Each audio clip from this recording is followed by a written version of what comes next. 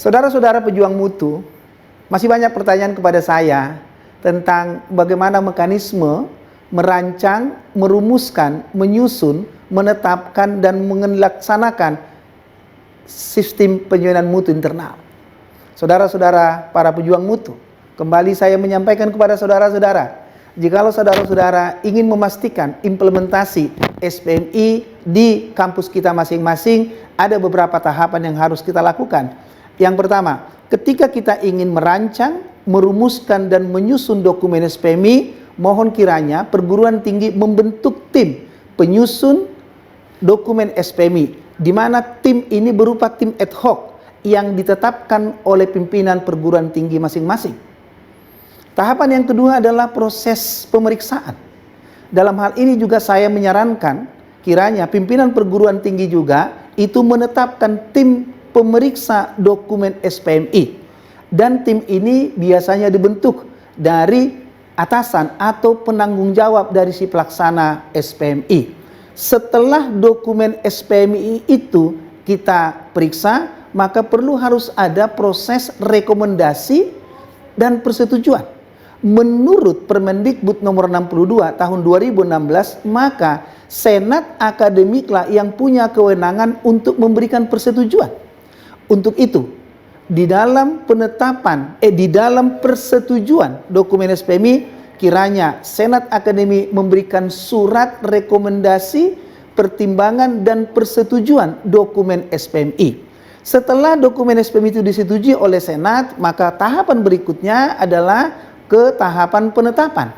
Di dalam proses tahapan penetapan ini, ada atur di Permendikbud nomor 62 tahun 2016, ada dua. Yang pertama, bagi ibu bapak pengelola perguruan tinggi yang merupakan perguruan tinggi negeri, maka dokumen SPMI itu ditetapkan oleh rektor. Tapi bagi kita pengelola perguruan tinggi swasta, dokumen SPMI itu ditetapkan dalam peraturan penyelenggara. Oleh karena itu harus ditetapkan oleh yayasan. Perlu kita ingat, yayasan itu ada 3 organnya. Ada namanya pembina yayasan, ada namanya pelaksana yayasan, dan namanya pengawas yayasan. Siapakah yang akan menetapkan? Yang menetapkan itu adalah pelaksana yayasan. Untuk itu, yayasan dalam hal ini diwakili oleh pelaksana yayasan itu harus membuat surat keputusan penetapan dokumen SPMI kita. Setelah ditetapkan, maka jikalau dia nggak perlu, bolehlah diberlakukan. Siapakah yang memberlakukan?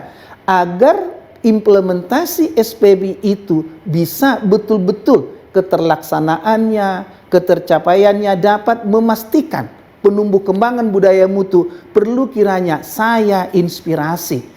Pimpinan perguruan tinggi bolehlah memberlakukan. Tapi apakah ini wajib? Tidak. Ini hanya sebagai alternatif kita saja supaya pimpinan perguruan tinggi yang merupakan organ pokok pengelola perguruan tinggi itu memiliki tugas pokok, fungsi, kewenangan, dan tanggung jawab di dalam memastikan keterlaksanaan dan ketercapaian SPMI. Artinya, proses pemberlakuan itu tidak diwajibkan, tapi hanya sekedar untuk memastikan kekuatan kita selaku pengelola perguruan tinggi. Dan yang terakhir adalah tahapan pengendalian. Siapakah yang melakukan tahapan pengendalian? Disinilah peran utama dari penjaminan mutu. Penjaminan mutulah, baik itu dalam berupa unit, baik itu berupa lembaga, baik itu merupakan pusat, badan, ataupun kantor, itulah yang diberikan kewenangan untuk mengendalikan apakah semua pelaksana standar itu telah memastikan keterlaksanaan dan ketercapaian standar yang telah ditetapkan. Demikianlah Ibu Bapak penjelasan singkat saya terkait dengan bagaimana mekanisme mulai dari merancang, merumuskan, menyusun, memeriksa, menyetujui, menetapkan, melaksanakan sampai kepada mengendalikan implementasi SPMI. Sampai kita bertemu lagi di sesi-sesi berikutnya. Salam saya Hisar Sirait. Salam SPMI. SPMI bermutu, akreditasi unggul, perguruan tinggi maju, dosen dan karyawan, sejahtera, sejahtera, sejahtera, bahagia.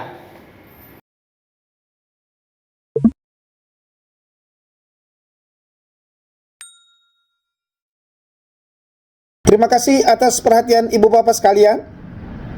Sampai kita bertemu kembali di acara pelatihan SPMI, pelatihan AMI, dan pelatihan akreditasi di waktu yang akan datang. Salam saya Hisar Sirait, salam SPMI. SPMI bermutu, akreditasi unggul, perguruan tinggi maju, dosen dan karyawan sejahtera, sejahtera, sejahtera, dan bahagia.